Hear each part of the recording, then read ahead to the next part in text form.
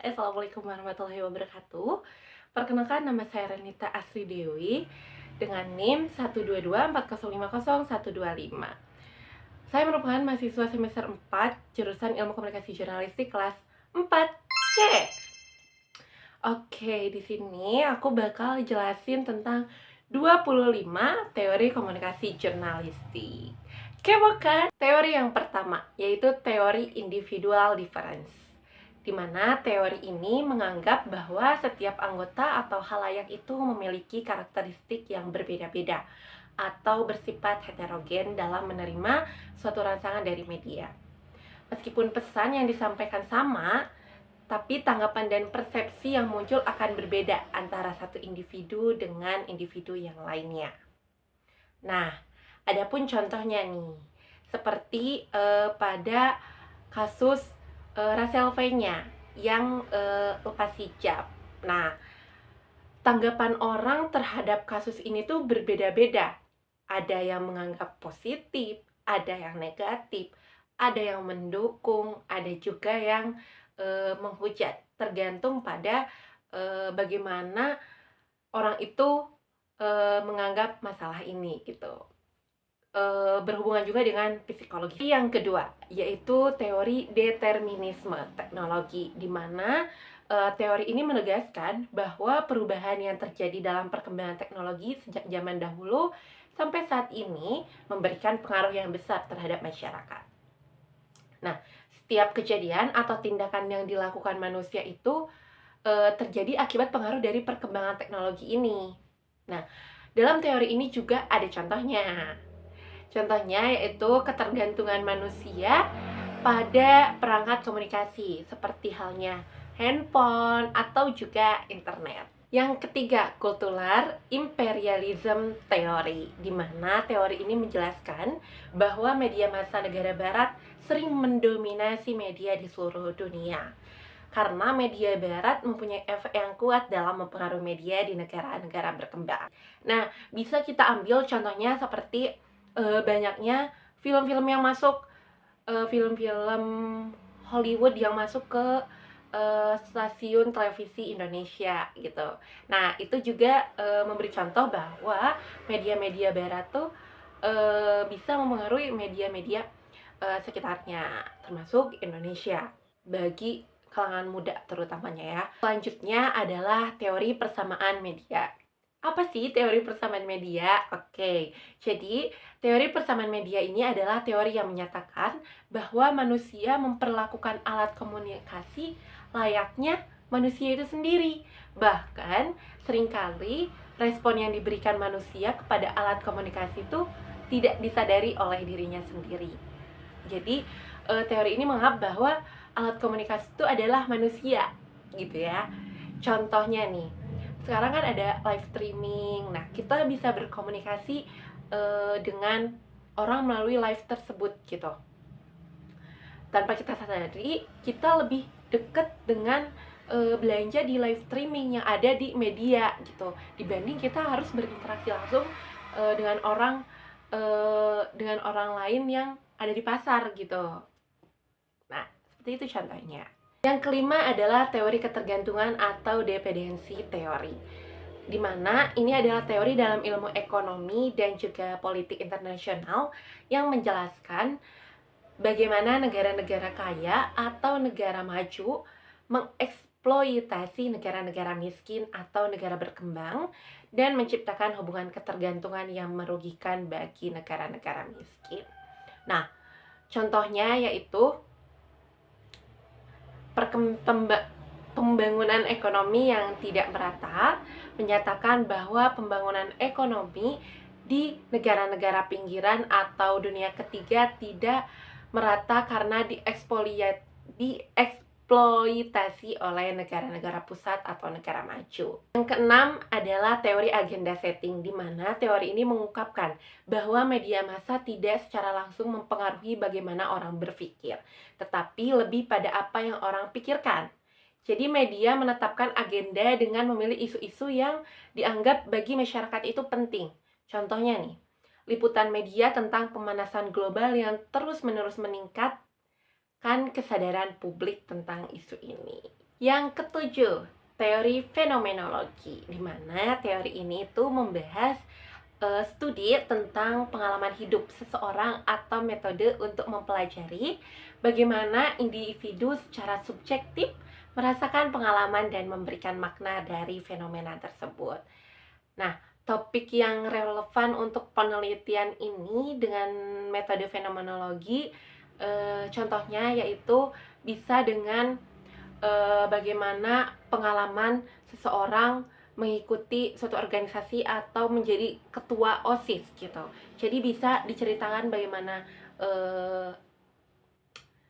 pengalaman baiknya, pengalaman buruknya, bagaimana stresnya dalam mengerjakan tugas-tugas yang keterbatasan karena mengikuti suatu organisasi. Yang kedelapan, yaitu teori difusi inovasi, di mana teori ini berusaha menjelaskan gagasan baru gagasan baru yang dikembangkan dan diadopsi oleh masyarakat sesuai dengan tujuan kegiatannya.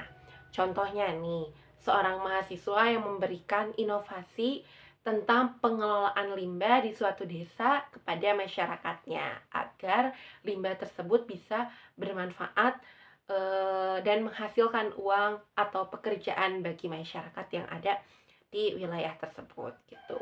Jadi singkatnya teori ini tuh memberikan inovasi baru atau ide-ide gagasan baru. Yang kesembilan, yaitu teori spiral of silence, di mana teori ini orang cenderung tidak mengungkapkan pendapat mereka jika mereka merasa pandangan tersebut berada di luar arus utama atau tidak populer.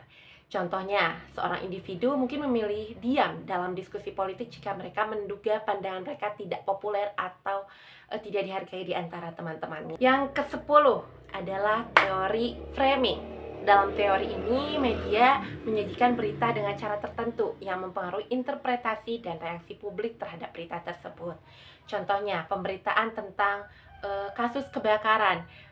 Setiap media bisa mengambil angle-nya atau framing-nya, bingkainya dalam berbagai aspek. Ada yang lebih ke penyebabnya, ada lebih ke korbannya, ada juga yang terhadap banyak rumah yang terbakar. Jadi tergantung dengan media dan apa yang dibutuhkan oleh publik. Yang ke-11 yaitu teori kultivasi, di mana teori ini berpendapat bahwa paparan jangka panjang terhadap konten media, terutama televisi, dapat membentuk persepsi audiens tentang realitas sosial. Nah, contoh dari teori ini adalah seperti seseorang yang sering menonton berita kriminal, mungkin saja dia akan menganggap bahwa dunia itu lebih berbahaya dari kenyataannya. Teori yang ke-12, teori penggunaan dan kepuasan atau use and gratification. Nah, teori ini berfokus pada bagaimana individu menggunakan media untuk memenuhi kebutuhan tertentu, seperti halnya kebutuhan informasi, hiburan, atau untuk identitas pribadi saja.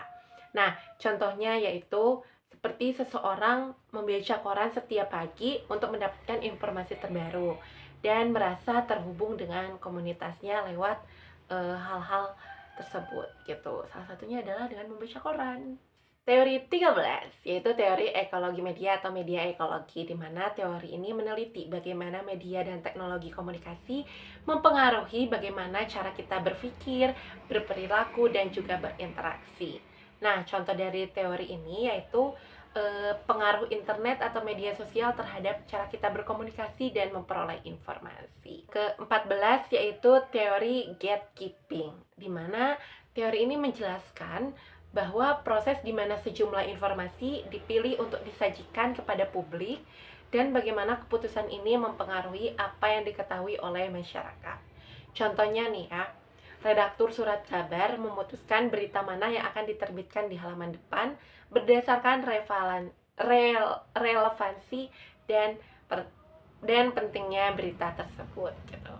Teori ke-15 yaitu teori kesenjangan pengetahuan atau knowledge gap theory, di mana teori ini menyatakan bahwa informasi baru akan lebih cepat diserap oleh kelompok dengan status sosial ekonomi yang lebih tinggi dibandingkan kelompok dengan status sosial ekonomi yang lebih rendah, sehingga menciptakan kesenjangan pengetahuan. Nah, contohnya, saat informasi kesehatan disebarkan melalui internet, mereka yang memiliki akses internet dan literasi digital yang baik akan lebih cepat memahaminya dibandingkan mereka yang tidak memiliki akses tersebut. Ke-16 yaitu teori kognitif sosial atau sosial kognitif teori, di mana teori yang dipelopori oleh Albert Bandura ini menekankan bahwa pembelajaran terjadi dalam konteks sosial dan bisa terjadi melalui pengamatan dan imitasi orang lain. Contohnya, anak-anak yang menonton iklan yang menunjukkan bahwa minum susu membuat mereka kuat, mungkin akan meniru perilaku ini dan mulai minum susu lebih sering gitu. Jadi lebih ke meniru terhadap apa yang kita lihat. Yang ke-17 adalah teori atribusi atau attribution theory, di mana teori ini membahas bagaimana individu menjelaskan penyebab perilaku dan juga peristiwa. Biasanya, orang cenderung menyalahkan faktor internal untuk perilaku orang lain, tetapi menyalahkan faktor eksternal untuk perilaku mereka sendiri. Nah, contohnya, jika seseorang melihat rekannya datang terlambat di kantor, ia mungkin berpikir bahwa rekannya malas atau atribusi internal. Namun, jika ia sendiri yang datang terlambat, ia mungkin menyalahkan kemacetan lalu lintas atau atribusi eksternal. 18 adalah teori ekspektasi valensi atau ekspektasi flotation theory. Nah, teori ini dikembangkan oleh Jude Burgon yang dimana menyatakan bahwa ketika ekspektasi terhadap perilaku seseorang dilanggar, itu dapat mempengaruhi persepsi kita terhadap orang tersebut. Contohnya nih, jika seseorang yang dikenal pendiam, tiba-tiba ia berbicara dengan sangat lantang dalam suatu rapat atau kumpulan. Nah, ini mungkin mengejutkan dan menyebabkan peserta lain atau orang-orang yang ada di situ tuh mengubah pandangan mereka tentang orang tersebut. Oh, ternyata dia tidak pendiam, dia juga memiliki rasa marah yang tinggi gitu. 19 teori komunikasi nonverbal, di mana teori ini meneliti bagaimana suatu pesan disampaikan tanpa ungkapan kata-kata, jadi melalui ekspresi wajah, bahasa tubuh, gerakan tubuh, dan lain sebagainya. Contohnya, ketika seseorang tersenyum saat menerima hadiah tanpa secara langsung, ia tuh dengan senyumannya menunjukkan rasa terima kasih atau rasa bahagia karena dikasih hadiah. Ke-20 yaitu teori interaksionisme simbolik, di mana teori ini memberikan makna dari objek, peristiwa, dan perilaku terbentuk melalui interaksi sosial. Nah, contohnya yaitu cincin nikah memiliki makna simbolis yang mendalam karena interaksi sosial yang berulang. 1. Teori komunikasi massa, di mana teori ini menganalisis bagaimana suatu pesan disampaikan melalui media massa kepada audiens dalam porsi yang besar dan menyeluruh gitu. Contohnya, siaran berita di televisi yang memberikan informasi kepada jutaan penonton bahkan ke beberapa kota yang ada di Indonesia. Yang ke-22 yaitu teori komunikasi interpersonal, di mana teori ini mempelajari bagaimana komunikasi antara individu yang melibatkan pertukaran pesan verbal maupun nonverbal. Nah, contohnya yaitu percakapan antara dua sahabat tentang masalah pribadi mereka. 23 yaitu teori kredibilitas sumber, di mana teori ini menjelaskan efektivitas pesan itu dipengaruhi oleh kredibilitas sumber yang menyampaikan pesan. Contohnya, informasi medis dari dokter lebih dipercaya daripada dari sumber yang tidak berkompeten gitu. Jadi manusia lebih percaya dengan orang-orang yang memang sudah ahli di bidangnya gitu, dibandingkan dengan yang belum terlalu ahli di bidangnya. Yang ke-24 yaitu teori jaringan sosial, di mana teori ini menganalisis bagaimana struktur dan dinamika jaringan sosial dapat mempengaruhi komunikasi dan juga suatu hubungan. Nah, contohnya pengaruh dari teman-teman di media sosial ataupun secara langsung gitu. mereka dapat mempengaruhi bagaimana preferensi dan kebiasaan seseorang gitu. Contohnya nih, lebih jelasnya bahwa saya bisa terpengaruhi oleh teman-teman saya karena saya lebih sering bersama mereka. Jadi apa yang mereka lakukan bisa saja saya lakukan juga gitu. Yang ke-25 atau ini adalah teori terakhir, yaitu teori ekuitas, di mana teori ini menjelaskan bahwa orang merasa puas dalam hubungan jika ada keseimbangan antara apa yang mereka berikan dan apa yang mereka dapatkan gitu. Jadi ada timbal baliknya gitu. Contohnya nih, dalam suatu pasangan yang saling berbagi tanggung jawab rumah tangga, mereka akan lebih merasa bahagia gitu, karena apa yang mereka lakukan mereka juga dapatkan kepada diri mereka sendiri gitu. Jadi misalnya jika kamu melakukan hal baik kepada seseorang dan kamu juga diperlakukan baik, nah itu seperti teori ekuitas ini. Oke, jadi segitu 25 teori komunikasi jurnalistik yang aku sampaikan. Semoga itu bermanfaat bagi kalian semua. Terima kasih. Wassalamualaikum warahmatullahi wabarakatuh. See you.